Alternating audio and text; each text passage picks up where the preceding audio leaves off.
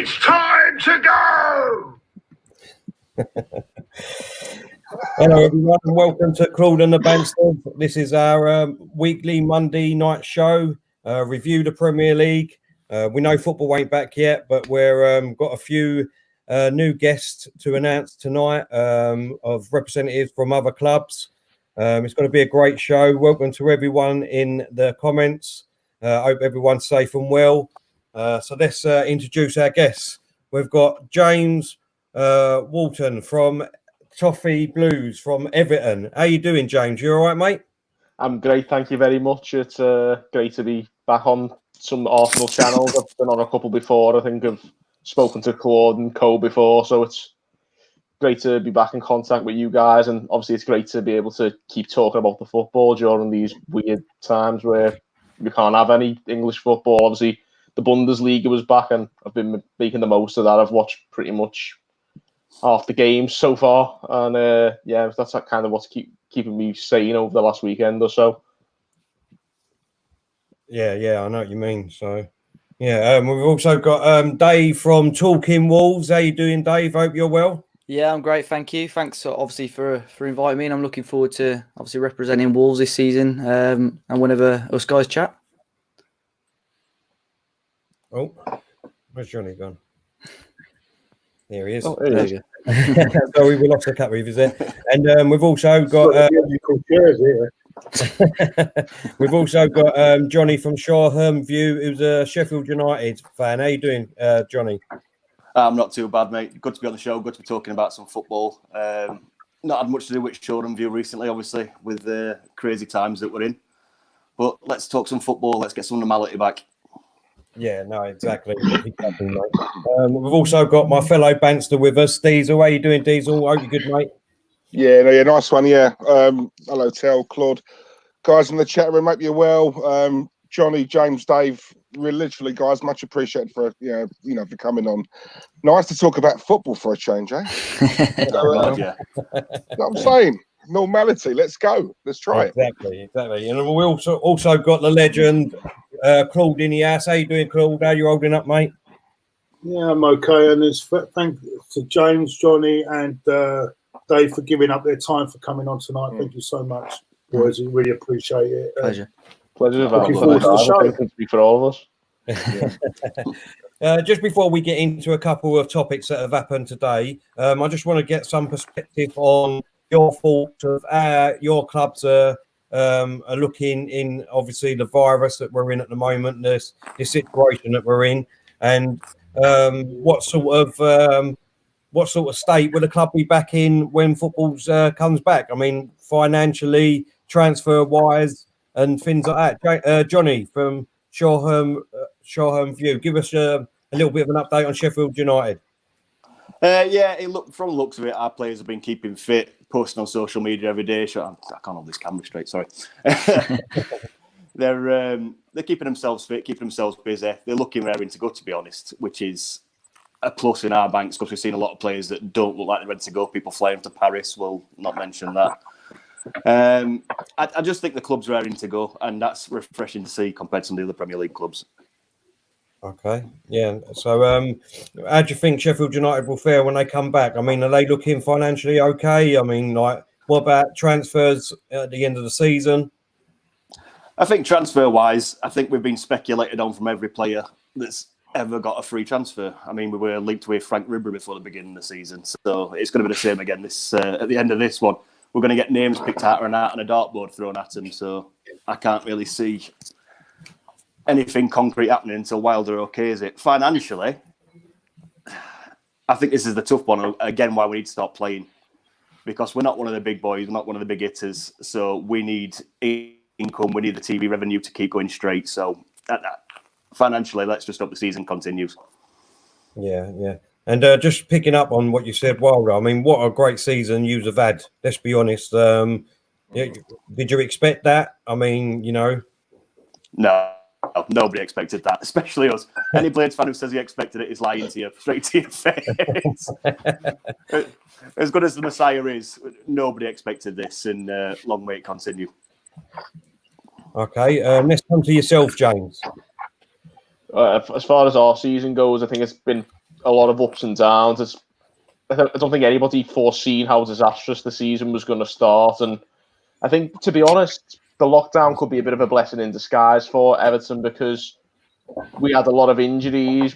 We didn't really replace Idrissa Gueye. We brought in Jean-Philippe Baman to do his job, and he got a serious injury in his second game. And we've had a really disjointed season. We've been pretty much minus a whole midfield for the bulk of the season, and we're hoping maybe this 2-month layoff has bought us a bit of time to get our missing players back to full fitness, which could help us climb the table because, we were about 7th or 8th a couple of weeks ago, and then obviously we lost a couple of games to Arsenal included in that list of teams we lost to, but we're now 12th, and I don't think if the season was ended and we had to settle for 12th, I think we'd be very disappointed with that. So I think we're not far off the European places, and I think 12th is quite unfair on us. So I think a couple of weeks of the season, if we can replay them, hopefully we can climb the table, and hopefully we're a more fully fit squad. Obviously not fully fit because of the layoff, but I think having that sort of layoff has bought time for some players to come back from injury, and hopefully we've got a better squad, more well equipped. I know everybody will be in the same boat with the lack of match fitness, but definitely having players back from injury, it could be a blessing in disguise for us. That's what I'm hoping anyway. Yeah. What's the consensus of Ancelotti being the new manager at Goodison Park?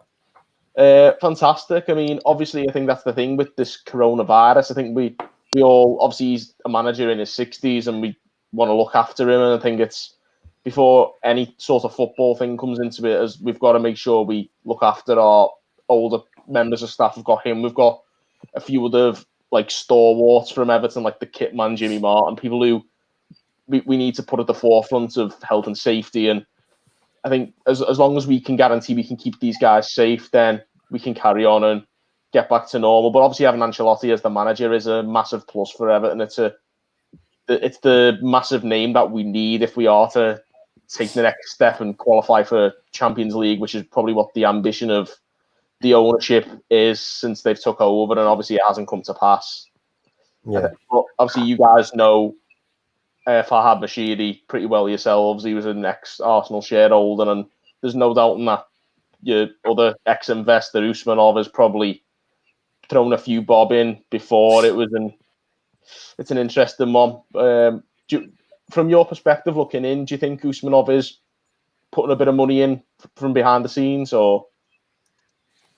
I mean, I'll let Claude. What do you think of that? Did you hear that? Well, he's not at Arsenal anymore, is he? So No, he's at Everton. yeah, but no, he's the other guy is there. But I'm not sure if Usmanov is fully in at Everton at the moment. Is he fully in at the moment?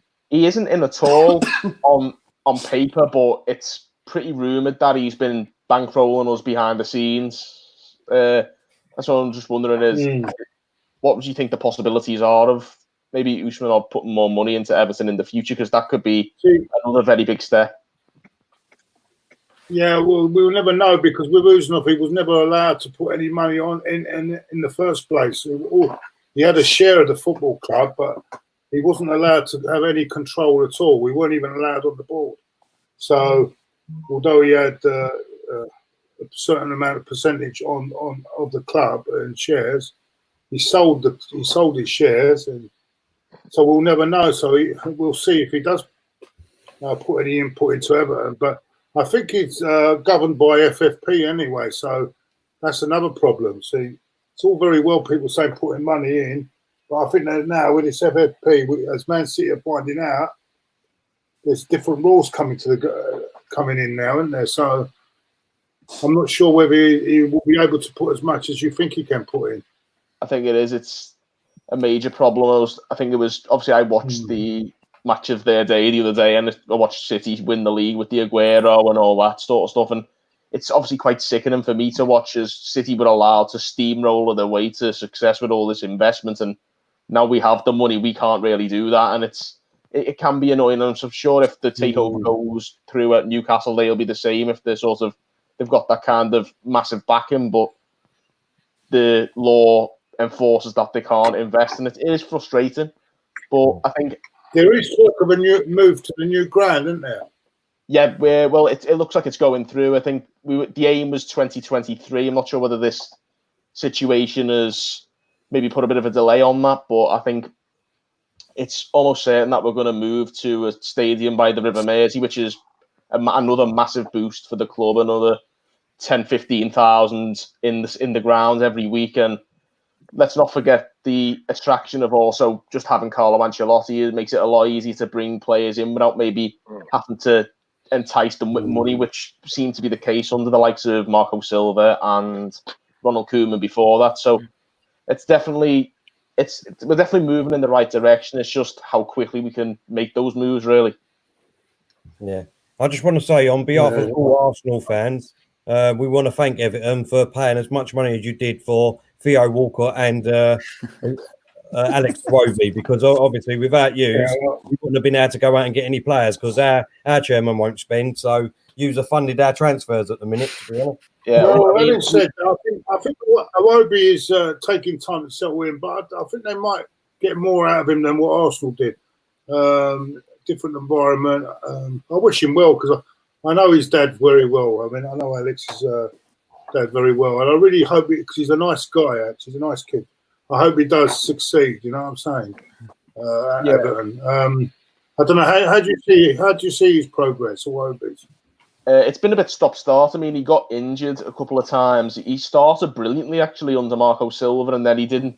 He got an injury. He didn't play for a while, and Marco Silva got sacked. He came back in and got injured again in the game against you guys at Goodison, which was a terrible game. I think, he got injured then, and he only returned a couple of weeks before the lockdown came in. So it's been a bit of a stop-start season for him, and from what I saw, I thought he was quite impressive. I think he was starting to settle in, and I'm hoping that the fact that we've switched to a 4-4-2 doesn't stifle him because he's more of a number 10.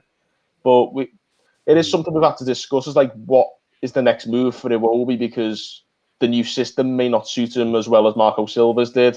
But he's a very gifted player, and a lot of people think very highly of him at Everton. On the other hand, I don't think, like you say about Theo Walcott, I think that's pretty much it for his Everton career. I don't think he's got what it takes to play right mid in a 4-4-2 where he has a lot more defensive duty, and I don't think he'll last much longer at Everton. But Iwobi, on the other hand, I think has got a bright future at Everton. He plays in spurts, and Walcott is a player that plays in spurts.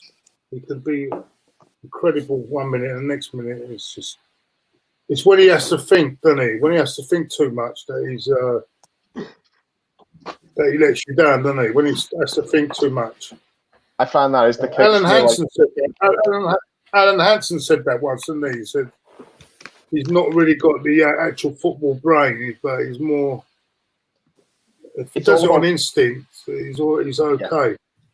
Yeah. It's all about the speed, and everything has to be done quickly. And like you say, if he becomes a bit over elaborate, he just stifles the whole flow of our play.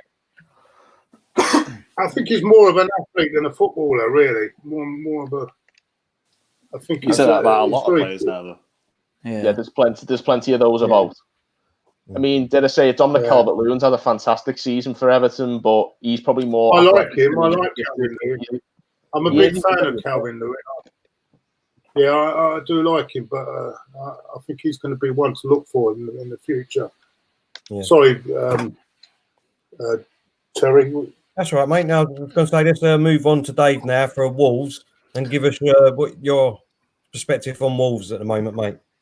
Yeah. So, obviously, we were doing pretty well before the sort of season was put on pause. We'd come off the back of a couple of good victories, just beating Spurs 3-2 at their place as well, which is a great win. And then, obviously, during this period, I know our board, our obviously owners come from China. They've been pumping a lot of money into trying to find some sort of cure and vaccine for coronavirus. They've been funding a lot of our local hospitals as well. And the players have as well. The players have been making massive donations, whether that to be for hospitals in Portugal, where a lot of the players are from, or local hospitals here. I know the former Players Association raised about 50 grand for the local hospital in Wolverhampton as well. But I know similar to some of the other clubs, they've had their own fitness regimes to make sure they're keeping fit at home and so on. Unfortunately, we did have one of our young players caught out and about last week, Morgan Gibbs-White, at a party in London. So that wasn't great because Wolves is such quite a close-knit and quite professional group, especially under Nuno. So that was pretty disappointing to hear. But the players have been back at individual training for a week now. Obviously, with the Premier League news, they can go back to small group training from sort of tomorrow. So yeah, I think things are looking okay. I think in terms of finances and stuff, all the staff, as far as I'm aware, were put on full pay. They've not been furloughed or anything like that. So I think mood and the atmosphere is still pretty high at Molineux. Excellent. Just a quick say quickly. One of the, sorry, mate. Just want to say hello to Sophie, the hairdryer treatment. Everyone going to her follow. She's our Manchester United representative. She's brilliant, and we hope to see you soon, Soph. Yeah, go on, Claude. Sorry, mate. Yeah. No, I was talking about Wolves. One of these players, I find he's a bit of a hit and miss player. On his day, he can be unplayable. Is Armand Traoré. Yeah. On his day, I think he can be up, but sometimes he's one of these players who's a bit inconsistent, isn't he? But I do rate on his day. He is one hell of a player to control. I mean, I remember, was it at the Etihad? He absolutely destroyed City at the Etihad this season. Yeah, I mean, I think he's twice. Twice he's done that. Yeah. I think he's similar to what you were saying earlier. He's very much more of an athlete than a footballer. I think with Adama, like he's ridiculously quick, arguably one of the quickest players in the league or in quickest players in the world. He's just so fast. I think the issue is with him. His footballing brain is almost non-existent at times. He frustrates the hell out of me as a fan. Like sometimes when you're watching him. He just doesn't do the basics, but as soon as he gets the ball, he's just one of those players that could get the ball in the 90th minute and he could win you the game on his own. So that's something I think is worth looking at, and a lot of big clubs have been linked with him, likes of Liverpool, Man City, even going back to Barcelona where he sort of started off. And I can't see it personally, and I think he'll be worth a lot more to Wolves than he is to other clubs, if you get what I mean. I think Wolves would want quite a big fee, and that's probably a lot more than what clubs would pay for him. So I think he's got it. I think Nuno is the right sort of manager. The Nuno's got the patience and stuff to manage him. But like you say, at the Etihad scored twice. He started as a right wing back in that game, and we moved him up front. And him and Jimenez just tore that City back four to shreds. Spurs, he's given headaches twice this season as well. A lot of big clubs. But yeah, he was dreadful last season for us. He really was poor. And I think if we didn't spend 18 million on him the summer before, we probably would have gone last summer. But he's proved us all wrong. He's been a very, very good player this season. He came from Middlesbrough, didn't he? Yeah. So I think he was from Middlesbrough. And he looked really shy. He came on as a sub. And he looked really good. And I've been following him. But he's a bit like Theo, isn't he? In a way, he's a lot like Theo in that respect. I think he went from Villa. Game. Yeah, Barca to Villa to Middlesbrough, and he did quite well in the Championship. Did really well against us in the Championship the year we went up. We activated his release clause of 18 million, and I think everyone was umming and ahhing a bit because you don't really know what to expect from those sort of players, especially 18 million. For a club that's just got promoted to the Premier League, is still quite a lot of money. As I say, last season he was poor. This season he has been much better. But Benjamin Mendy, he had him on toast at Molineux just after Christmas. Mendy was shielding the ball, and Adama just sent him flying, and that got us the goal to come back and get back into the game against City. And obviously we went on to win that game.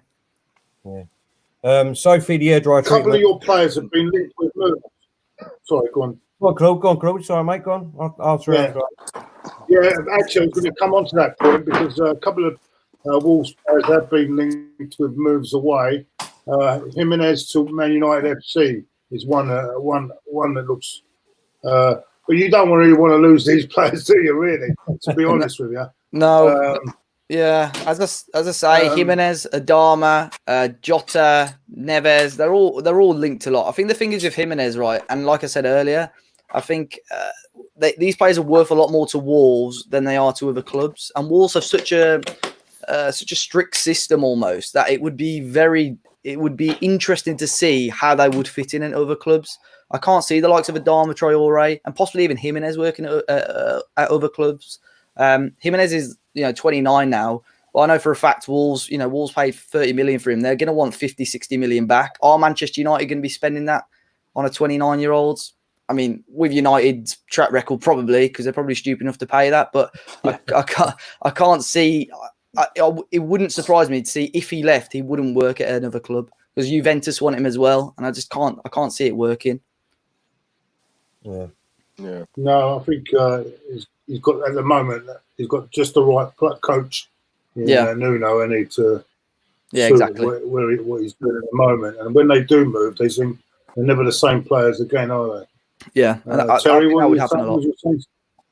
I was going to say, Diesel, give us your thoughts on how these three teams below us from these supporters have done this season. No, listen, I'll start with Jonny. I said off camera, I'm a massive fan of Chris Wilder. I think what he's achieved has been absolutely brilliant. And for me, I look at him as I'm a lover of those old school managers, not head coaches. I'm on about managers, right? And for me, Chris Wilder is probably one of very few now in the league. As obviously, as times are moving on, and obviously he's going more to a head coach. I watch him. I love his honesty, Jonny. I love the way he. I love the way he dug out Henderson when he made that mistake. I love the fact that he comes out and says, "Well, why am I praising the boys for working hard? They should be doing that anyway." I love that. Honestly, because it's true.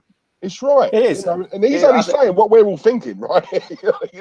That's exactly it. I think the thing with Wilder is you nailed it on the head. He's not an head coach. He's a manager. He manages every aspect of the club. Yeah. And he can have continental tactics, and he can have the press singing and praising about overlapping centre backs all he wants. But it all comes down to the management of the team, of the squad, of the players. And he won't stand for nonsense with players. Yeah, I know that you said about Jimenez to Man U and would he fit in there?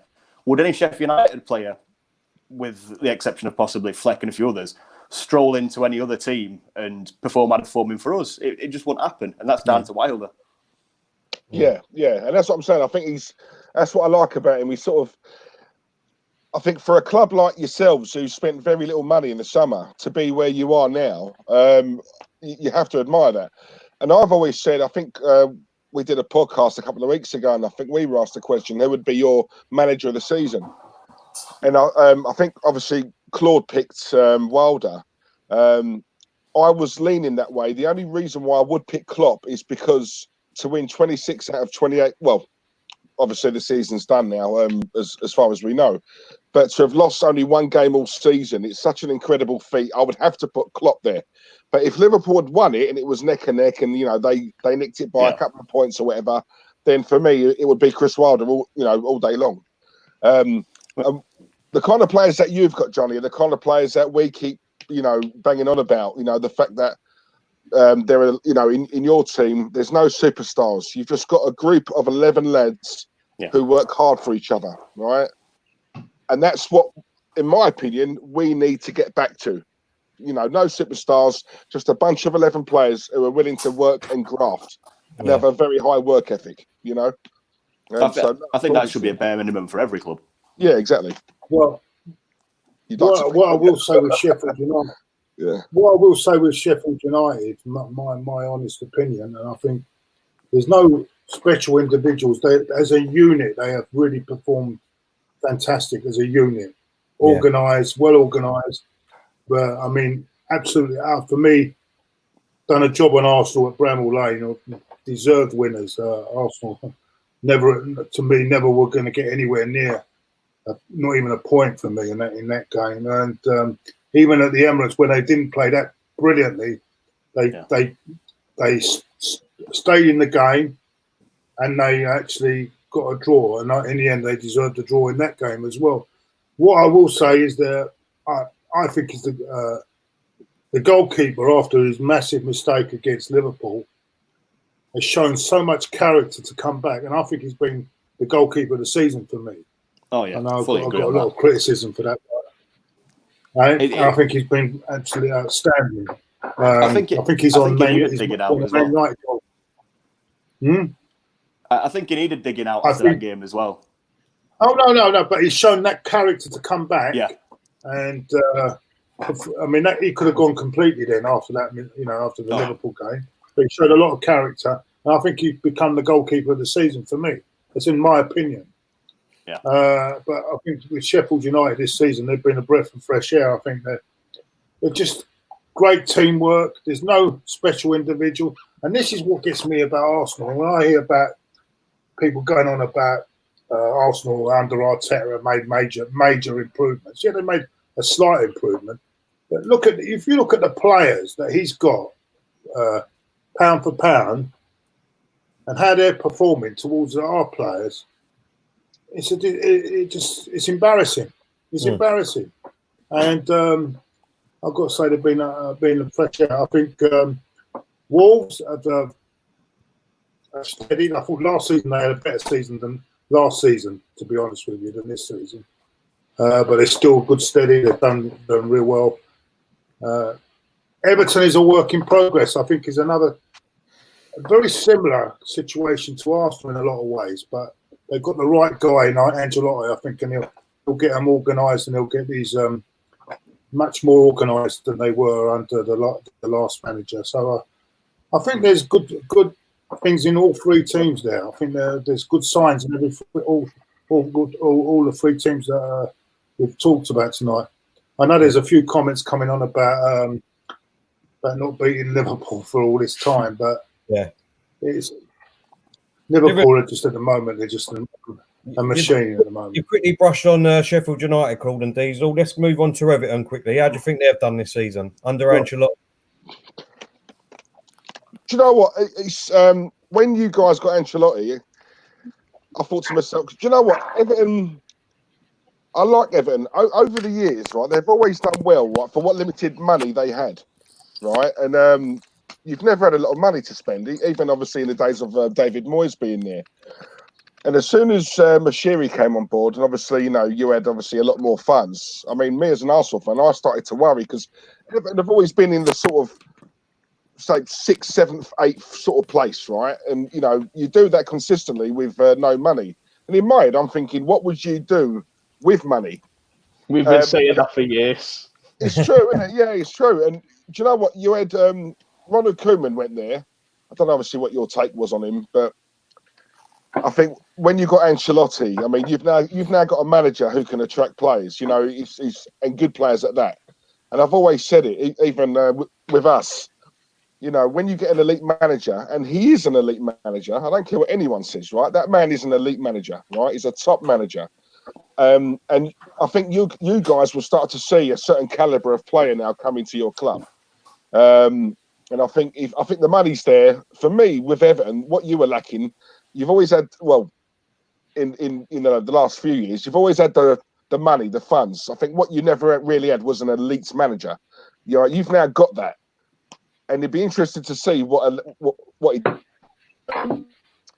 But I think you've got a lot of dead wood. If I'm honest, you're quite similar to us. Big problem. That's clear the decks. Yeah, players stealing a wage at Everton. Like people who, like you say, I think that was the issue we always had with. Ever since David Moyes left, really, we've had Roberto Martinez, Ronald Koeman, Marco Silva, and the less said about Sam Allardyce, the better. But we had those four permanent managers who brought in players on bigger wages than they merited, and they still sat on the club's books stealing money pretty much. And we can't spend, like we say about like Claude said before, with the FFP rules. We can't afford to bring in enough players to strengthen the squad that we need because of these players who won't get off the club's books because they're sitting on a fat wedge. And you've got players like Morgan Schneiderlin, like Gylfi Sigurdsson, who are on a hell of a lot of money and not contributing anywhere near enough. And our midfield is our weakest area, and we need to replace those players, especially given that they're not getting any younger. And then, of course, we brought Fabian Delphin last summer, which everyone thought was a very shrewd move at the time, and it's been an absolute disaster. Oh, really? Yeah. I mean, we lost You're gone. We lost them.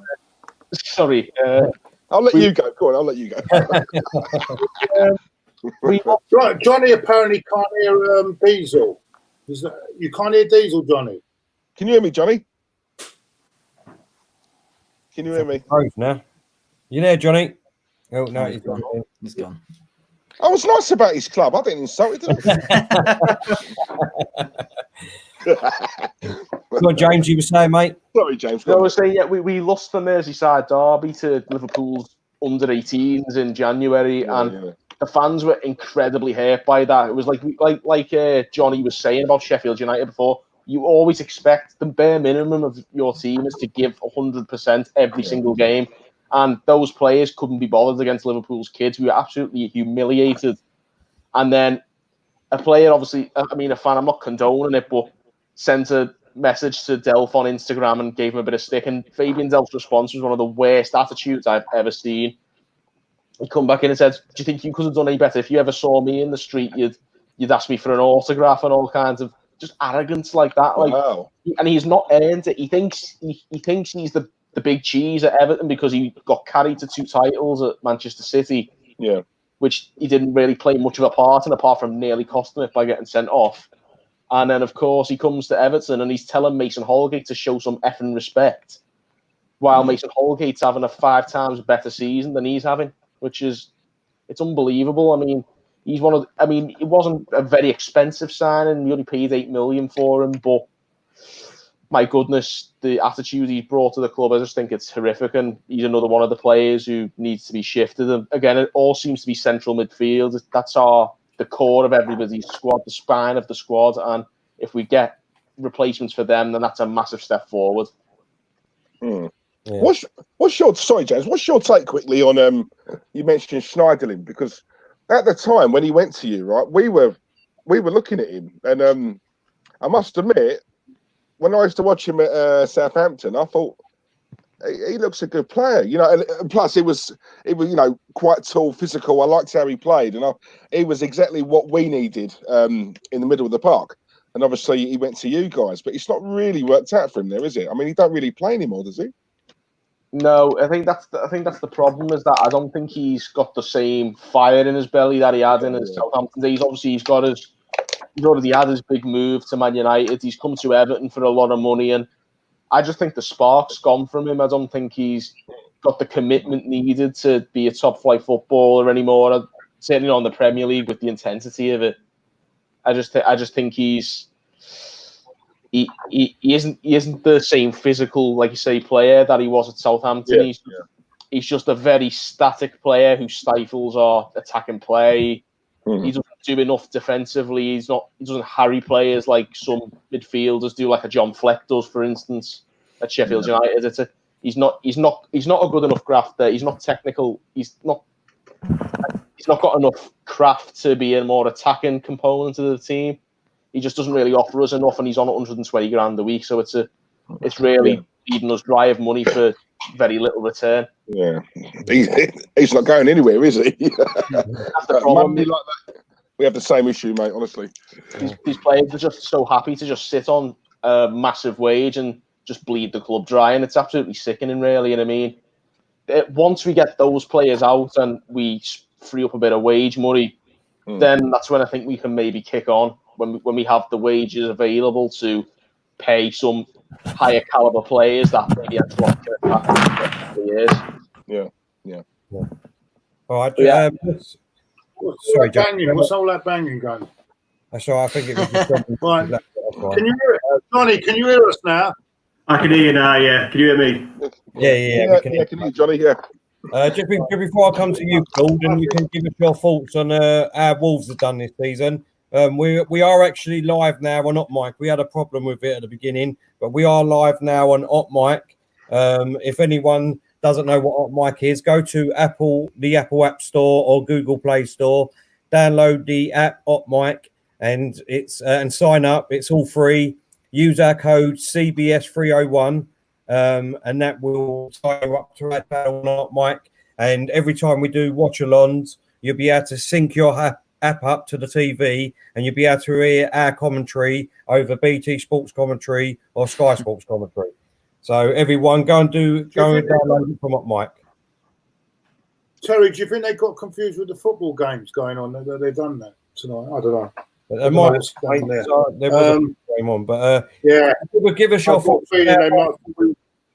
Give us your thoughts on our Wolves. Wolves, as I said, I did touch on Wolves. I think not as brilliant as last season. I thought they were really good last season, but they're still very steady.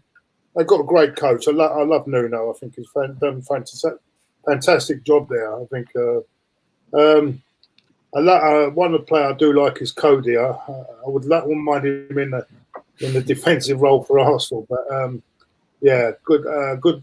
He shows good leadership, doesn't he? I mean, do you agree with me? Yeah, 100%. He was one of those players, I think, Cody. Obviously, he came to Wolves as a central midfielder, got shifted to right back at one point. And then I think he was one of the players we probably would have looked to sell, but Nuno slotted him in the sweeper role in the middle of the back three, and we haven't really looked back since. He makes the odd clanger, but for someone, he's come so far very, very quickly. And I know with England and how they set up now under Southgate, it's completely different. But I genuinely am surprised that he's still not really been mentioned in the England conversation. I can't see him in a back four as one of the centre halves. But if England did go back to the back five system again, I think Cody would be one of the first names in the defence. I think this is They're more of a counter-attacking team, aren't they? They're more of a counter-attacking team, aren't they? Yeah, for sure. Yeah. They give up a lot of possession. I still can't get over that. The way they murdered Arsenal at Molineux last season. I was there. I was actually at the game, and it was embarrassing. It was it last season? It was last season. Yeah. I still can't get my head around that game. 3-0. Yeah. I think 3-1 in the end. You guys got a second half goal, but yeah, half time 3-1. Yeah. I don't forget I got the goal we scored. Yeah. We got a great quote from Sammy. He said, "Terry, Diesel, and Claude, if you could take 3 players from each of their clubs, who would it be?" So what we do, instead of doing 3, because I think that's a bit too many, what we do is we do 1 from each club, and then they can pick 1 from our team. So go on in, you can go first. One from Sheffield United. Who would you pick? Well, it's difficult, I think, because they're more of a team unit for me. But I would take the goalkeeper. I think the goalkeeper's good. And I'll tell you how good he is. He'll be playing them. Unfortunately, I don't think he'll be there too long. I think he'll be a Man United goalkeeper in the future. Okay. What about you? From Wolves, I'd take Jimenez. Yeah. I would take him at all. So what about you, Diesel, from Wolves? And Everton for me, if you're asking me about Everton, yeah, I would go Rick Olsen. I think Rick Olsen's the man for me. I like Rick Olsen. That's a great chat. That's 3 great players, Claude, for me. That's a great chat. What about you, Diesel? Christ, if we're talking Wolves, could I not take all of them? Oh, blimey. Do you know what? If Wolves, I would take... Yeah, so I do like Jimenez. I like Neves as well, though. Yeah. And I think our midfield is in need of the most surgery, so I'd probably take Neves. I think he's class. Yeah. So I'll take him. Sheffield United, Henderson. See, we've got Leno, and I like Leno. And Henderson technically isn't your player. So, Claude, that's a slight little cheat there. However, I'll let it go. I would take Fleck. I like Fleck. Well, Fleck. He is this season. Goes about his business. Very hard working.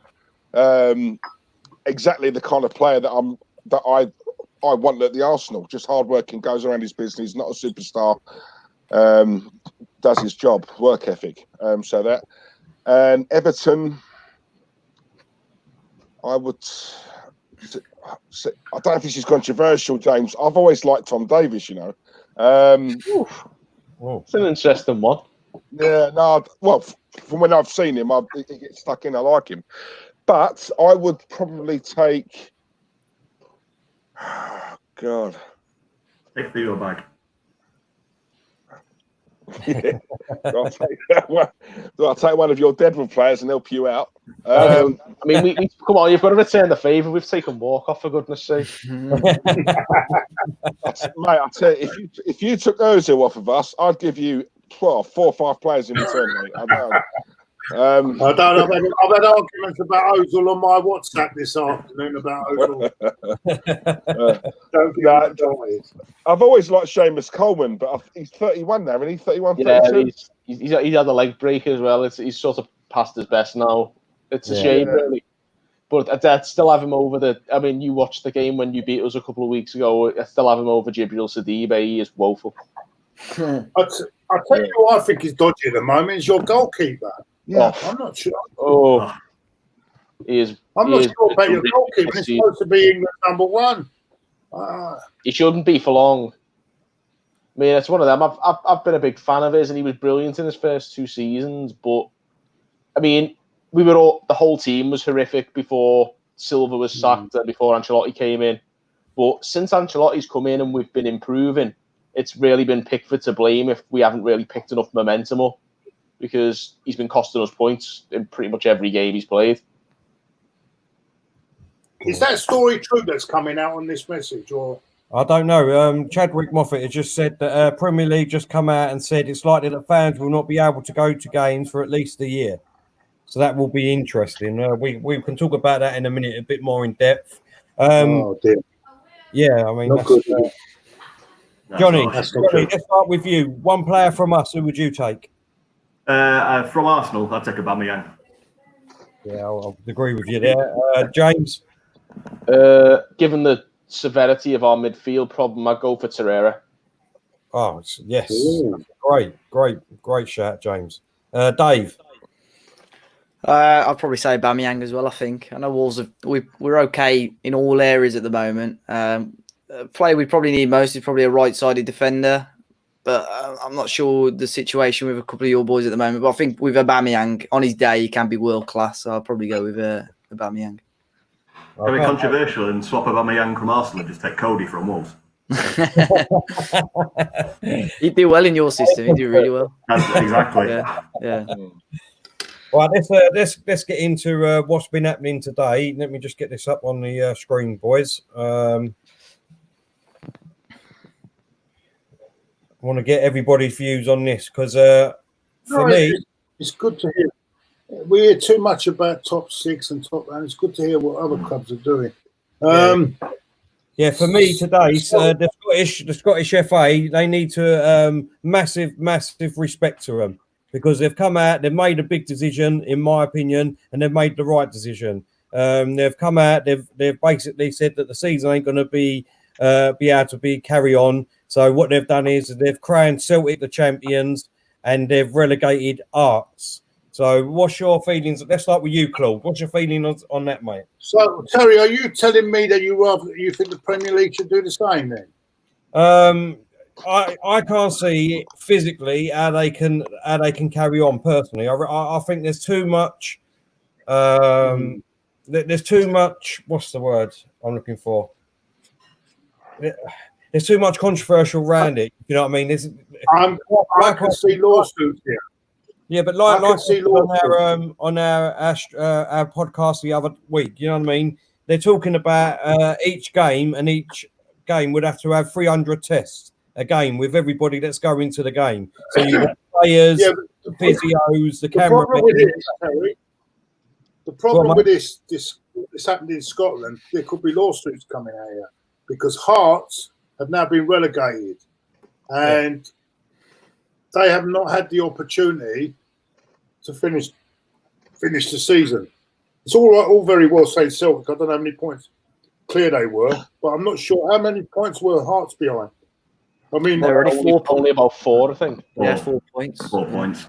So and I actually can see I can see the lawsuits coming out here, mate. I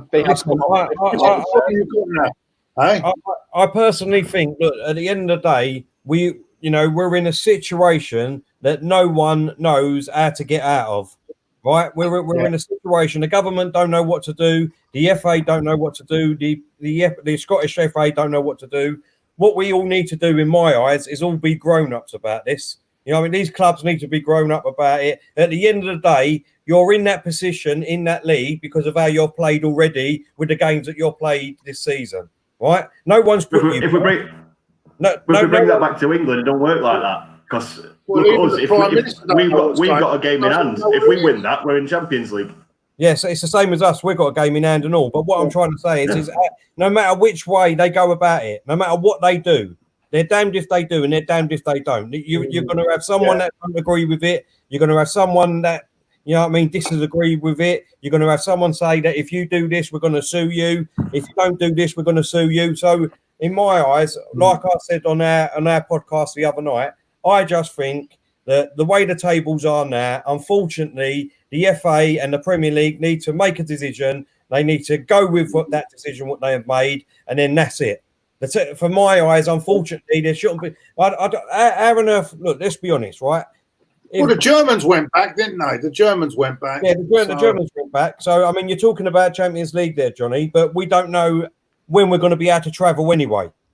I mean, we might not even be able to travel until next year. That's why we've got to be adult about it. We've got to finish this season and then delay the season after. That's the grown-up way of doing it.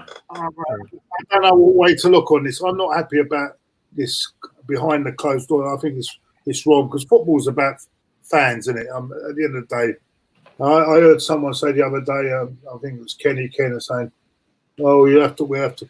It don't matter if there's no fans around the world that watch it is more important than the fans that actually go to a game." And I don't believe that because without atmosphere, Sky would not be able to sell games. To be honest with you, whoever said that's absurd. Hey.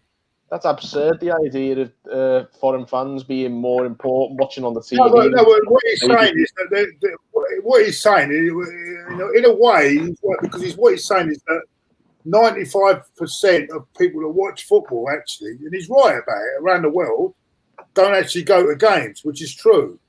If you look at it, the percentage-wise, if you take the whole world in general, that watch football. He's right, but what I don't think he don't realise is that if you haven't got no fans in the ground, you can't sell the product. I don't think you can sell the product. Do you think would Sky have sold the product of the Premier League if there was empty grounds in the first place? No, and they're not going to. And even Arsene Wenger's come out. I don't always agree with Arsene Wenger, but even he said it today that it could kill the whole game behind closed doors. So, unfortunately, we're now in a position where we're relying on the foreign fans to save the game. Sorry, say that again, mate. So the problem we're in now is if we don't finish the season and we don't finish the season, we're looking at clubs. We're not going to have clubs to put on the world stage. So we're held to ransom. So whilst I agree with you in full, the game without the fans in the ground is nothing. Yeah. Unfortunately, we don't have a league without the foreign fans anymore because of the money that's coming in. We've been held to ransom by it, and that's the problem with it. And that's why we need to finish the season so we don't have to pay Sky back. Oh yeah, I think we have to finish the season. That's the whole point. We've got to finish it, and there's no easy answer. There's no easy way. Whatever way you look at it, someone's in the wrong. There's no easy way, but I think we have to finish. But it's not ideal. It isn't ideal because can you imagine the FA Cup final? We're getting back and there's a Wembley with no fans in the ground. The FA Cup, come on. That's the cup final. The cup final's a day out for the fans, isn't it? That's the whole point of the FA Cup final. It's the day out for the fans of both of the sides. And no one can go to the final. No, it ain't right. It doesn't sit right with me. But on the other hand, we've got to sort the league placings out the right way. Everyone's got to have a chance to get the point. Even this neutral ground bugs me a bit because all the other clubs have played their home and away games, and some have not played the same amount of away games or home games. They're not getting their home advantage. That ain't right either. Say you're like Sheffield United or Wolves or the teams at the bottom even. Let's go for the teams at the bottom. They'll be saying, well, we deserve to have our home games to finish the season. Yeah. That gives us more with the fans behind us. When we've played the rest of our games away from home, they've gone to places like Liverpool and Everton, all over the country, and they can't play them at home, and they're losing that advantage. There's a lot wrong with it, but at the end of the day, there's no right answer to this. It's a mess. The whole thing's a mess. It's a big mess. Dave, let's get your point of view of this, Dave. Yeah, I'm in the group that believes the season needs to be finished. I think, like Claude said, there's no easy way to do it, because whichever way the Premier League or the FA go, there is going to be a group of fans or group of people that don't agree with it. I still believe that before the end of June, the Premier League would have kicked off again. I still think in the next month or so, the Premier League will kick off. And I think it will be done by July. I think a lot of pressure is being put on by UEFA as well, because I understand UEFA want to try and get the European tournaments done throughout August. I think I agree that football without fans is nothing really. But at the same time, if the government or the FA or fans take that stance, we're never going to get the season done. They may not find a vaccine for coronavirus for 2 years. And if the government are saying you're not allowed big crowds of people without a vaccine, we're not going to be able to watch football for 2 years. So I think they need to get it done. The Premier League, it sounds like they're putting a lot of money into testing and stuff like that. I know players and staff are having 2 tests a week. At the moment, I don't think you can get much safer than that. If you're still following the precautions and so on, and fingers crossed in the next few weeks, numbers start to go down a little bit.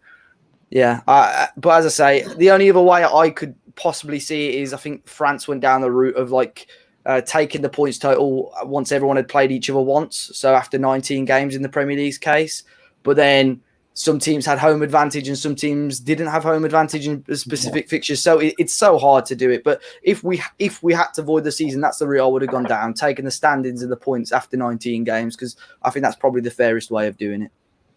Okay. What about you? Terry, what I don't understand, why how comes they in Germany they can play on their own grounds and they can't do that over here then? I don't know, mate. I don't know. And why have you got to bring your brands here? That's another thing I don't understand. Most cities in Germany have a local lab. I mean, don't forget with Germany, they can do a lot more. They've got a lot more tests and can do a lot more testing, whereas we can't. That's another reason why. I think we can, but we can't be fucking bothered, can we? I mean, even the Prime Minister can't be bothered to turn up for his conferences anymore. Okay, that's ridiculous, mate. I don't know what's going on there. What's your point of view, Diesel? Yeah, listen, I've always said, mate, I think we'd be having a different conversation if there were still 20, 25 games to go. I think the fact they're looking at it and they're thinking, for the sake of 8 games, if clubs are playing games twice a week, we can just get it wrapped up on the quick, right? And let's be honest, I mean, if they're playing twice a week, it would be a quick one, wouldn't it? To wrap it up. I think my only thing is, I do understand that football at some point has got to make a comeback. I get that. My whole thing is, when you've still got 500-600 people a day dying, from a moral aspect, is it the wrong thing to do? But also, we're talking about players getting tested twice a week. I mean, lads, let's be honest. I mean, what they're saying is there's going to be a minimum of 300 to 400 people, right, attending a game. That obviously players, staff, medical people, etc. Yeah. So they're all going to be tested twice a week. On the flip side, we're being told by the government that there's a lack of resources. And what doesn't sit right with me is the fact that football players are getting tested twice a week, and yet certain nurses, doctors, people who work in the supermarkets can't even get one. Yeah. And for me, that's wrong. It's just wrong. Money talks. Exactly. And this is I'm one of those in the minority who sort of believe in the lives over money. Yeah. If we're honest, lads, it's all about money. Money wins in the end. Well, you've got to understand, Diesel, we're just a number, mate. We're all a number. Yes. It doesn't work like that. It don't work like that. And also, don't forget, from what we're hearing, these tests aren't 100% accurate either. Exactly. They're not 100%. And I mean, don't forget I think what we're all missing and all is that obviously if it does come back, that's fine. That's not a problem. But what if one of these players do test positive after the game? Then that's going to throw it all. You know, the season will have to end straight away then anyway. I don't think no one's thinking of that side of it, because just because you're not positive one day doesn't mean you can't be positive again in a week's time. Do you know what I mean? So if one player on one team tests positive after playing, that means then 2 teams have to be in isolation for 2 weeks. So how would you go about finishing the league then? That's what I'm saying. It's just logistically, I just think it's an absolute nightmare. I think it's a nightmare that we don't really need to worry about when you got people lives at risk and dying every single day. That's just me personally. I do think though now, I do think one way or the other, someone's got to make a decision at the Premier League now. Yeah. Been dwindling too long now. Someone's got to make a big decision here, one way or the other, because it's getting stupid now. They're dwindling and dwindling. Look, the Germans have got on with it. What are we doing here? We don't. Just get on with it. Make a decision.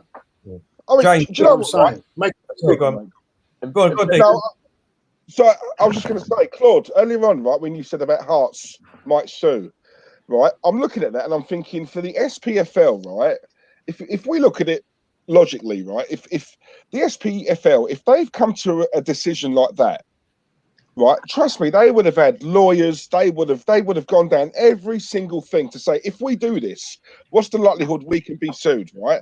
Now, for them to have come out and make that decision, that tells me that Hearts haven't got a leg to stand on, because they would not have done that lightly. They would have taken the advice of every single lawyer, right, they could get hold of, right? So surely, no, do you not think? No, not that we have. They can't even do a cup draw properly in Scotland. I think they've just ended it. I think they've acted rashly, to be honest with you. Yeah. I think they've jumped on board with the Scottish government's message, which, in a moral capacity, isn't such a bad thing. But I don't think they've took much of a business look at it. In my opinion, though, I think business needs to be secondary to the moral side of it. Yeah. We need to be looking out for people before the financial benefits of continuing the season. Oh yeah, agreed on that. But where does that end though? That's my only issue with it, because we've got to keep people alive. We've got to do this and the other. I saw one of the comments there is putting 400 people in a 60,000 seater stadium when they're being tested by the club's expense, not the country's expense. I can see the more side of it. We shouldn't be concentrating on it, but we want people to have clubs when this is over. Look at what's happened in Bury. They've not got a club anymore. Their community is going to go downhill. Where's their morale when they come out of this? Where's their big celebration of going back to watching a football club again? Yeah. And that's what we need to avoid. This is what I mean. How selfish the world is, man. Because as you say, the teams like Bury, they're going out. No one gives a shit, do they? And that's sad. It's very sad. It's very sad. But don't forget, we're just talking about football here, right, boys? I mean, there's a lot of people that have worked their asses off all their lives and built up their businesses that are still doing the same thing, going out of businesses and losing their lives and all. Not just, due to the virus. For the virus, they're losing their businesses and all things like that. So we've got to put it into perspective, in my eyes. Do you know what I mean? My cousin runs a pub, and if he don't get punters in there soon, he's not going to have a pub. So I feel his pain on it. I do. Yeah. Some of us are getting that desperate. Sorry, some of us are getting that desperate. We're starting blowing balloons up now. we might have time to come on to that in a minute. I want to go on to this subject because, and we'll start off with James on this one. Let's get his opinion first. Let me get it up. And that is Mr. Graham Stoonies. He said basically that he would have lied on his test and told people that he wasn't negative to get out on that football pitch. So that means he would have gone on that pitch and infected everyone, possibly, and their family's life. So he could have been a cause of someone dying, and he's admitted that. So James, what's your opinion of that, mate? My opinion on this, before we even get onto the whole coronavirus situation, is what is Graham Souness, a former Liverpool FC player, doing talking to that newspaper? For starters. Well said. Yeah, good point. Yeah, that's a good point. That is a I think that's a good starter for 10 on Graham Souness's moral compass. And obviously, moving on from that to the whole coronavirus statement that he's made. Hold on, he might. In his defence, the Sun might have just picked up on his comment. I don't know whether he actually directly spoke to the Sun on that. Did he actually directly speak to the Sun, or was it a comment that he made on Sky? I think it was on Sky Sports, actually. I don't know. I really. Well, exactly. So let's get out. He didn't actually directly speak to Sky, so we'll give him that. We'll give him that anyway. But he still. I know he still said it, but yeah. Let's not say he's speaking to the Sun, because it's a bit naughty, because he's not exactly. He made the comment on Sky and the Sun and picked up on it. So we've got to be very careful what we say here. Fair enough, but obviously, on what he said about the virus, I mean, that's just completely irresponsible for someone who's clearly we see him on the TV regularly as football fans. We all do. And for him, he holds a bit of influence on people's minds. And for him to say that he would happily take that risk with other people, including his own teammates, by the way, I just think that's ridiculous. I mean, I understand maybe there is a Liverpool agenda there and he wants the season finished off or whatever. But honest to God, I just can't see how any player would, we talk about close-knit teams. How would you ever want to put your teammates at risk and maybe catch it off a teammate and put your family at risk? It's just ridiculous. I mean, surely he's got to have come away from that conversation with Sky Sports and regretted what he said now. Yeah. No, I'm shocked by it, to be honest. Dave, what's your opinion on this? Yeah, it's a stupid thing to say, isn't it? Like you say, he could infect at least, he could infect at least everyone on the pitch. He could infect the opposition staff. He could infect, the medical people. It's a stupid thing to say, especially with people still suffering from it and losing loved ones. The fact that he's come out and said, even if I was infected, I'd go out and put everyone else at risk it's just a stupid comment, really. Yeah, no, I agree. Jonny? What a dick. The guy, let's be fair, this is the kind of person that's breaking lockdown rules, and he's the reason why this is carrying on as long as it's going. He's part of the problem. And to say such an irresponsible thing onto such a broad audience. But the question is, he's got to start looking at his contract now. The question is, what is Paul Pogba doing to tackle the coronavirus? That's Can we not use Pogba and tackle in the same sentence? It doesn't go well together. Diesel, what's your views on this? Quite honestly, my view is that is a sackable offence. For me, it's no laughing matter. Listen, there's people dying, there's people, and to come out and say something so irresponsible. So what he's basically saying is, if I have it. Because I obviously, for the sake of kicking a ball about a park, I am more than willing to step on a pitch, right, infect my teammates, right, infect my teammates' kids, wife, dad, mum, when they go home. I'm happy to do that. Also, I can kick a ball around the pitch, right? And what annoys me is whoever he said that to, I'd like to have known what the response was to that, because if he was in a room with me saying that, I'll be saying something a lot worse back, right? Yeah. But because it's Graham Souness, he gets away with it. Sorry, no, it's a sackable offence. But will they sack him? Of course not, because it's Graham Souness. Again, it's all corrupt, mate. It's corrupt. If we'd have said that, us normal guys here, we'd be out of a job, and rightly so. Yeah, but let's not forget, though, Rodney Marsh said something years ago, and it was pretty crass about the tsunami, and he got the sack for that. And I think what Graham Souness has said is far, far worse. Yeah, yeah. Oh, yeah. Claude, what's your thoughts on this, mate? Yeah. Claude, I think it's irresponsible. I don't think it was a great thing to say.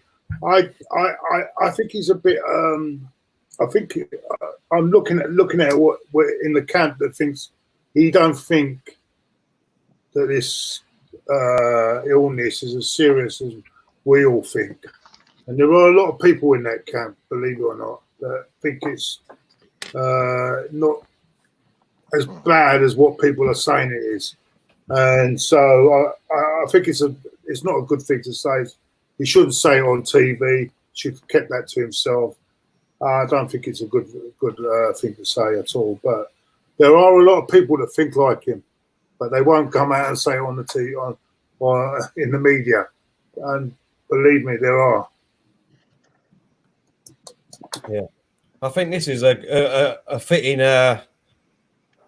status, Claude, and it'd be good if you could say it. Can you see that, Claude? I've got a bad reception here. Sorry, mate. Can you see that comment on the screen? I ain't saying that. No, I think it wasn't the right thing to say, but I think, to be honest with you, there are a lot of people that think like him, but they won't come out and say it in public. I'll leave it at that. There are a lot of people that think this has been blown, and I don't agree with it. Don't get me wrong, I don't agree. I'm very cautious. There's a lot of people that think this whole thing has been blown out of all proportion. This whole illness has been. When you think about the percentage of the population that have gone down as well, there are a lot of people that are not thinking the same way as Graham Souness, but they won't come out in public. It's not a good thing to say. He shouldn't have said it. I agree. Do you know, I'll take Souness, right, to an hospital, right, where you got families who have lost their loved ones, right? I agree. See if he says it then to them. Diesel, I agree with you, but Diesel, but there are. I'm hearing a lot of reports that I know a certain family very close to me that was put on their report. Yeah, about the COVID-19 report, and they didn't die of that. So I'm a bit. I'm not saying I'm one way or the other on it. I just want to keep I want to keep it to myself what I feel. I'm just saying it's not all it seems. Okay. I know someone very close that died from that. That has died recently. And that went on their certificate, and they're not COVID-19. They definitely didn't die from that. So obviously, could it be? They put it down on there because it was a contributor to that person dying. If you know what I mean. Well, this is what I'm trying to say. This is what I'm trying to say. Is we don't. A lot of these things are reported as COVID-19. That may not be COVID-19. That's what I'm trying to say to you. Yeah, it's a very sensitive thing to talk about. It's not easy to talk about on here. Yeah. I haven't got an opinion one or another. I'm very cautious. I go out every morning. I'm very scared to go out on the streets in the morning. But there are people that don't believe this disease. A lot of people that won't come out in public that believe this is a bit over-exaggerated. All right, let's move on to a bit of lighter things here. I want to get this up. And what we do is we'll start with Dave on this one. And that's, let's get it up here. And that is the Premiership table. Dave, give me your opinion, now if football does come back, on where Wolves will finish. We've got a couple of favourable fixtures coming up. Are you still got to play, Dave? Off the top of my head, at the top, they've got to play us. Yeah, we've got to play you guys at Molineux. Well, that's you get no points from there. So carry on. I was trying to let me have a quick look to see if I can find. I think in terms of the matches we've got left, we've still got to play you guys, haven't we? Yeah, I think we've got to play you at our place. I think we've got Sheffield United as well. So yeah, we've got West Ham, Bournemouth, Villa. They're all struggling. Arsenal, Sheffield United, Everton, actually in consecutive games. Wow. Burnley, Palace, and then Chelsea last day of the season. I think anywhere between 5th and 7th. I think a lot of it fully depends on how Sheffield United get on, obviously with their game in hand as well, how United get on. But then you've got Spurs and yourselves as well. It's still pretty tight, but I think anywhere between, for me, 5th and 7th, I would be extremely happy with. But it's still all to play for. I'll tell you what, if Wilder makes the Champions League with Sheffield United, he deserves the Manager of the Year. Yeah. If he makes it, if they get into the top 4 and makes it, I really do. I just think it could be an incredible achievement. Well, we could make it. Where are they now? We could make Champions League with 5 points off. 5 points off. Yeah. Hey? What was that, Johnny? You never know. You never know. Just saying we could make Champions League with 5th on this. Yeah. But so you're going between 5. But the trouble with that. Yeah, 5th and 7th for Wolves. Yeah. Okay. What about yourself, Johnny? Then where's Sheffield United going to end? Who have you still got to play, Johnny? My brain says 7th. My heart says 5th. We've still got to play Newton Heath. We've still got to play Wolves, Everton, Spurs, Leicester. So we haven't got easy games. So, but as I said, Ed says 7th. My heart says 5th. I think we can sneak it in there, to be honest. Okay. I love that Newton Heath. And what about yourself, James? Sophie won't be pleased with that. You saying Newton. What about Spurs United with their only United? What about yourself, James? It's one of those. We've got a really favourable run in. I think we've only got Spurs left out of the established top 6, but like you say, we've got both Wolves and Sheffield United who are above us in the table at the moment as well. So I'd say out of the how many games have we got left? 9 games. I'd say about 6 of them are games we probably expect to win, and we could get into the top 7 and maybe sneak into Europe, but given how inconsistent we've been, I think we'll finish maybe 9th or 10th. I think it's too far-fetched at this stage. Just start from the bottom before I get Diesel and Claude's point of view. Johnny, where do you think Arsenal will finish up?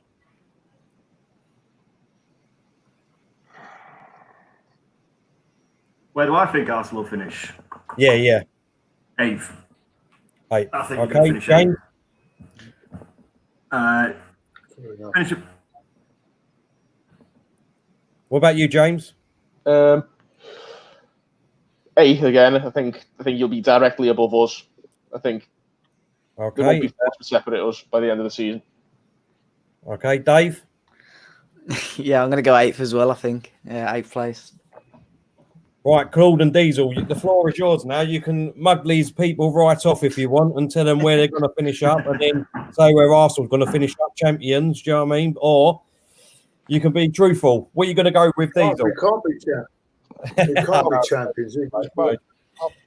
I'm going with being truthful. I actually agree with these boys. I would have said 8th. Purely because I don't rate the team that we've got, if I'm honest. And also, if we're honest as well, whenever a team above us slips up and we've got a chance to obviously gain points, we just don't do it. Arsenal play very well when there's no pressure, right? As soon as a little bit of pressure is applied, we crumble. So for me, I reckon we'd end up 8th. And if I'm honest, we deserve to be where we are.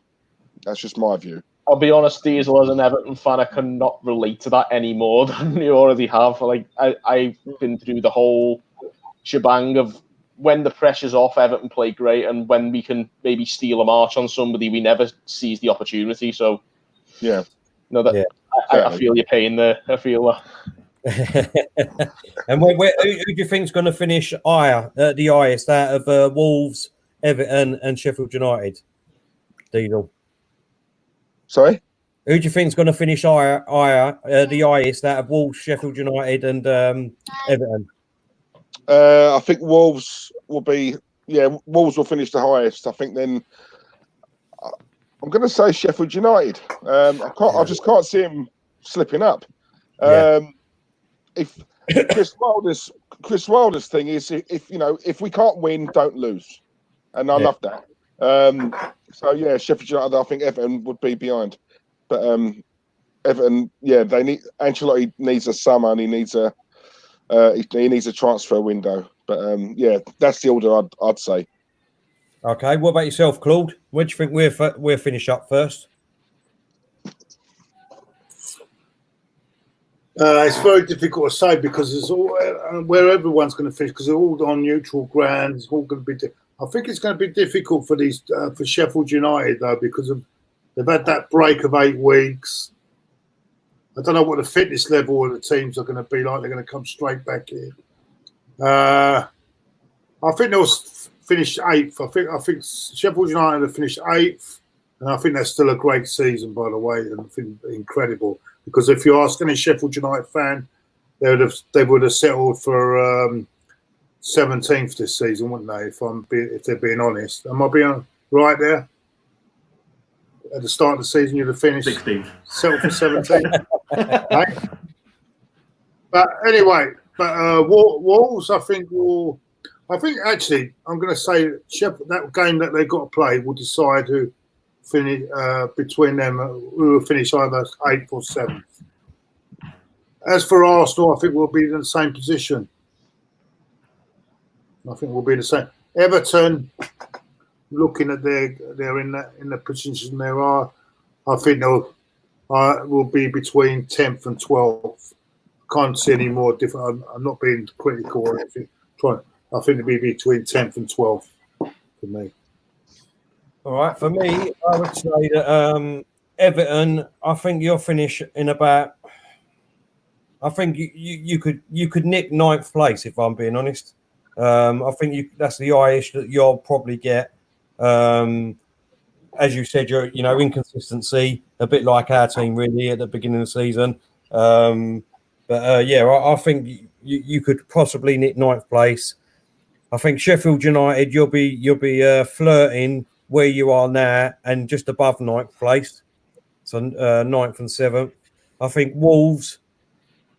I think you've got a good chance of staying where you are. To be honest, Wolves are a great team, great solid team. Either there or you might just nick 5th place. I think the way you've been playing this season under Nuno, I think it's been fantastic. So where you are, or you might nick 5th place. Or I think, to be honest, I think that we've got a great chance of nicking that 5th place off of yours. I don't know why. I've got a feeling. Listen, as far as I'm concerned, the year and a half that we've had under Emery, just write that off. An absolute shit manager. He should never have been at Arsenal. I didn't want him in the first place. He's absolutely crap. The players that he played with, he didn't know he was a shit manager. Let's be honest. I can't stand him. All right, stay off the high grade, Till. listen. I'm being honest. Look, if you look at that league table, I'm joking, mate, yeah. I know. But you look at that league table where us and Crystal Palace there are the most informed team before we broke up there. Look, we're both 1-3 on the trot there. So we was just on a little bit of a roll. No one else had done that. So we was just about to hopefully start putting a run together. If we can win our game in hand, and Sheffield United, I don't mean to say that if you lose, we're on the same point as Wolves, Sheffield United. We're 2 points behind United. So we're not. People are talking like we're like 20 points. Terry, how did Wolves get on against Olympiacos? By the way, sorry. 1-1. 1-1. How did Wolves get? Hey, 1-1. It's 1-1. I bet they don't go out to them in the next round. Listen to me. I'm going to say this. I'm going to be honest with you, Terry, and I'm going to say this now. We've had a little improvement. say we've made a major improvement is not wrong. I didn't say we had a major improvement. I didn't say we had a major. I know, but there are a lot of Arsenal fans that think we've made a major improvement. I didn't made a major improvement. What I'm saying is that let's be honest. When the season starts again, if it does start again, everyone is in the same boat. It's like a new season. Everyone's going to have all their injured players back. So you don't. Let's be honest. No one knows how any team's going to start. Yeah, I think you're being a bit optimistic to say we're going to. No, to be honest with you, I'm just saying. Like what? I mean, we're in ninth. Listen, we're in ninth place. We've got a game in hand. If we did win that, we're in seventh and sixth place.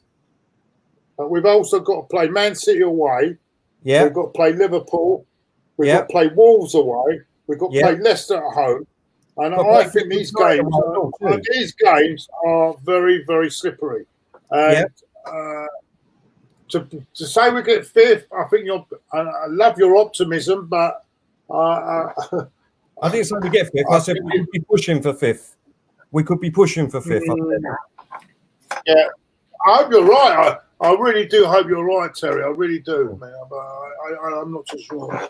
I'm not so sure. But that's it's good to see that someone thinks we can get fifth. But I really hope you. I mean, don't forget we've only had 10 games. Same, a bit like Everton, to be honest. I know Ancelotti come in from the start, didn't he? No, he come in the same time, didn't he? Very same time. Yeah, same time. You know what I mean? They've only had like 10 games. Don't forget, and they both ain't got the players or the players they want in their team. Let's be honest, and it don't look like it's going to. I will remind you, Terry, we still haven't won in the Premier League away from home under Arteta, by the way. And we also haven't lost this year, Claude. Hey, we also haven't lost this year in the league. Yeah, but I mean, we've done a lot of draws. We've had a lot of draws as well, though. Yeah, no, that's right. Listen, look, at the end of the day, you know what I mean? The way we've been playing, and don't forget, that's what I mean. The way we was playing at the beginning of the season, we was under a shit manager. Let's be honest, an absolute shit manager who didn't even know how to send a team out to play. And in my eyes, he sent a team out not to lose, and that's exactly what we was doing every single week. Although I will say though, Till, our players down tools under him. They threw him under the bus. You got to say that as well. That plays a part. Yeah. You know, I can't forgive them for that. You know, I also think, and I don't know if these two guys, the guys on the neutral, don't think our players are that as good as what their salaries that they're earning. And it doesn't. To me, I'd have a big clear out in the summer if we could, but that's not going to happen. But there are a lot of players there that they shouldn't even be there at the football club. But we'll see. But we'll see if we can do it. I'll tell you what does make me laugh with Arsenal fans is that the ones that are saying, look at our players now, or what they've done, they've down tools and all this rubbish. They weren't playing for the manager and all this rubbish. They was the exact ones at Arsenal that were saying that we've got to stick with Emery. You've got to give him some more time. Wait until our players are back. Wait until Tierney's back. Wait until Bellerin's back. They are the exact same ones who were saying that. Yeah, I'm not arguing about Emery. I mean, Emery was a joke. He should never have been appointed in the first place. I mean, one, he couldn't speak. He couldn't had no control of the dressing room. He had no one knew what he was saying. It was a complete joke, absolute joke. I agree with you on that.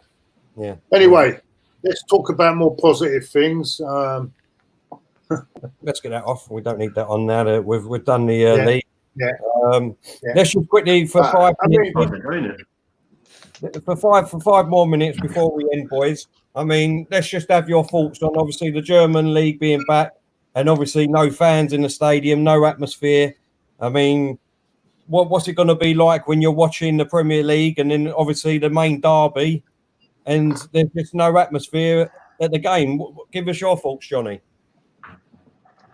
It's an hard one. Watching German league, it was very, very weird. Obviously, we've never seen behind closed, so it's going to be difficult to get used to. You there, Johnny? Can you hear us, Johnny? No, it's frozen. No, it's frozen. All right, let's move on to yourself, James. I watched a few of the games, and I'll be honest, it's hard to enjoy it. I think it's really eerie. It doesn't feel like a real game of football. I mean, it's one of those. I suppose you would be a bit more invested in it if it is your team and the game that you're watching affects your team. So maybe it remains to be seen. Obviously, we aren't devout supporters of a German club, whether you want to pretend you're supporting Schalke or Dortmund or whatever at the moment. But at the end of the day, we don't bleed blue or bleed yellow for like Schalke or Dortmund. We're just neutrals basically watching on, and it's meaningless. It was meaningless enough with having the Schalke and Dortmund fans in the ground. It was just an entertaining game of football. But now you might as well be watching a Sunday League game, mightn't you? But of course, it might be different if we bring it back and we're watching our own teams play. I think there's always going to be something riding on those games. Yeah. Johnny, go on quickly. Terry, this guy's just come in. Terry for Prime Minister. At least you turn up there, unlike the Prime Minister we've got at the moment. Does that mean I've got to grow my ear? I'll be like Jack Nicholson if I have to grow my ear like bloody Boris. Go on, Johnny. Yeah, look, he said Terry for Prime Minister. At least you turn up at 5 o'clock like the other. This arsehole hasn't turned up, has he? Anyway. Claude's such a fan of Boris, you can tell, can't you? Johnny, go on, finish up. I don't know how much you heard of what I was saying last time. Sorry, mate. So I don't know how much you heard what I was saying before when I was waffling on about German League, but it's going to be hard watching my team behind closed doors because our fans are a big part of why we're doing so well as we are. And watching it behind closed doors could have a negative effect, and it's going to be very weird. But like I keep saying, we need to finish this season and then delay the one after. So we'll have to grin and bear it, I think. Yeah. Dave, give us your thoughts on that. I watched the Bundesliga on Saturday. It wasn't as bad as I thought. I think I was more irritated by Steve McManaman on commentaries rather than no fans in the grounds. But yeah, it wasn't too bad when I was watching it. But to be fair, our last Europa League game was behind closed doors, and that was very difficult to watch. So I think when it is your own team, it is a little bit worse because you almost think at the back of your head, I should be there. I should be there watching this live. Whereas I didn't really have that effect. I didn't really feel like that when I was watching the Bundesliga. So I can watch the Bundesliga fine. I don't really. I sort of relate to it. I think, you know what, we can finish the season like this. But I know for a fact when I'm watching my team, it's probably going to hit a bit harder because I know in reality I should probably be there watching him.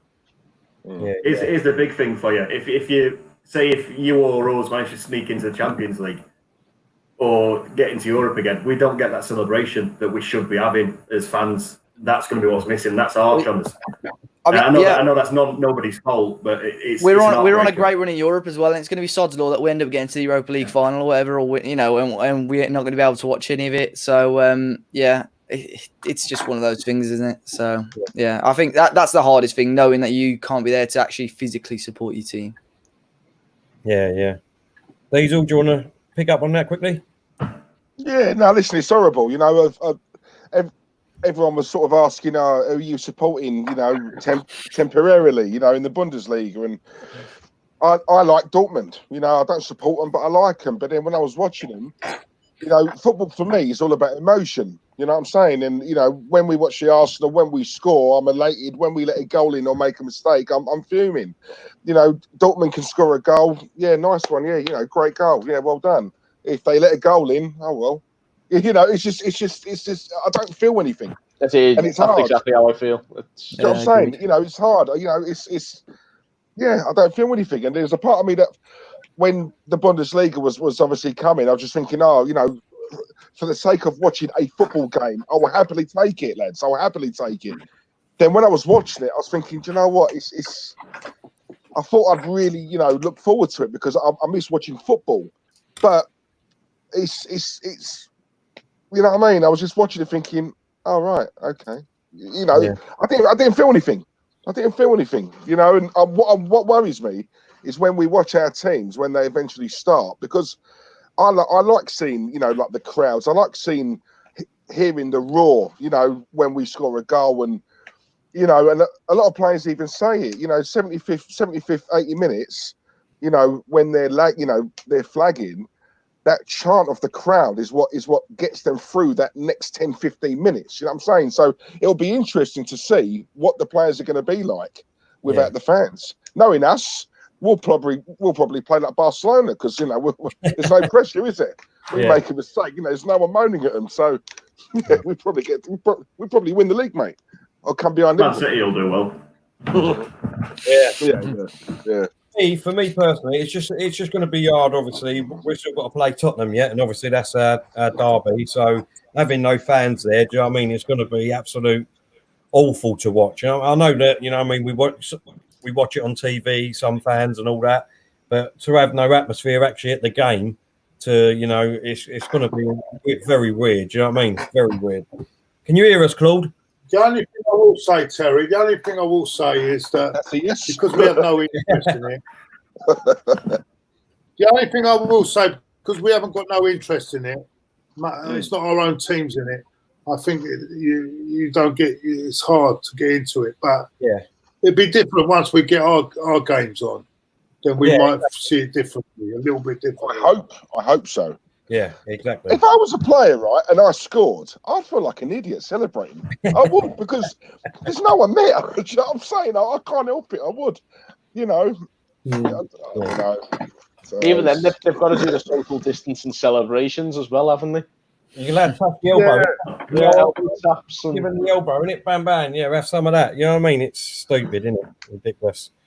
But listen, boys, we've been going for an hour and a half now. Just before we finish up, I just want to remind everyone that obviously we probably be doing the watch-alongs again, like we said, the German games. So if you want to watch them the weekend, go over and download Opmic from App Store and Google Store and put our code in CBS301, and then you'll be able to hook your app up to your TV and listen to our commentary over Boring McManaman and Owen and whoever else is on there. So yeah, you'll be able to listen to that. But that leaves me to say thank you to our guests and our representatives of other clubs. Also, sorry, before we go, can the guests tell us where they can be found? Yeah. Jonny, thank you very much for coming on the Shoreham View. Tell everyone where they can find you, mate.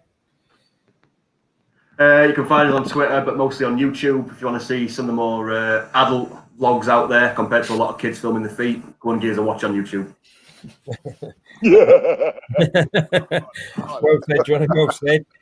Thank you very much, James. Tell everyone where they can find you, mate.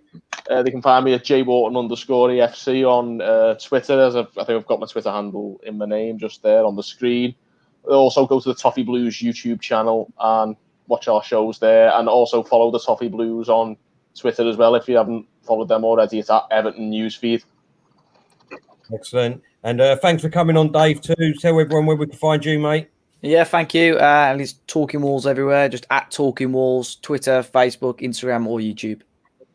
Excellent. I just want to say that obviously once the season does come back, hopefully we get you boys on quite often and talk about the game over the weekend and how we beat yous and I've got to say,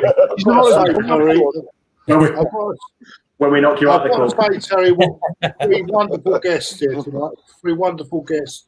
Yeah. I really like brilliant guests, and thank you.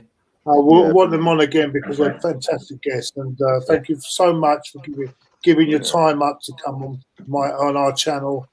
And I really appreciate that. Thank you so much. Thanks for having us. Top boys. Yeah, my pleasure, mate. Thank you so much. Thank you, Diesel and Claude and all, for coming on again. Been a good weekend. We had the UFC, 2 watch-alongs, and now we've had this. Look out for more content. We'll be advertising it, and we'll be back next Monday. We'll have Lee from Newcastle Fan TV. We'll have Sam Chippett from Spurs. So all you Arsenal fans, get yourself in, and we're hoping to have a Chelsea one and all. So look out for that. Boys, thank you very much for coming on. Hopefully see you soon. Stay safe. Stay safe, everyone in the chat. See you soon. See you later. Cheers. Cheers, guys. Take care. Yeah.